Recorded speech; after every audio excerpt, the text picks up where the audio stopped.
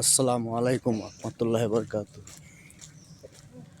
বাংলাদেশি আমার গার্মেন্টস শ্রমিক ভাই বোনেরা, আপনারা সবাই কেমন আছেন? আশা করি ইনশাল্লাহ সবাই ভালোই আছেন। আর আমার যেহেতু কাঠমিস্ত্রি ভাইয়েরা চাই যেখানে থাকেন ভালো থাকেন, সুস্থ থাকেন। আশা করি আপনারা আমার জন্য দোয়া করবেন, আমিও আপনার জন্য দোয়া করব। যে দেখেন শীতকালে এই কুয়াশার ভিতরে কি কষ্ট করে গার্মেন্টসে যাচ্ছি। যারা গার্মেন্টস করেন তারাই বুঝেন গার্মেন্টসের কষ্ট কী জিনিস।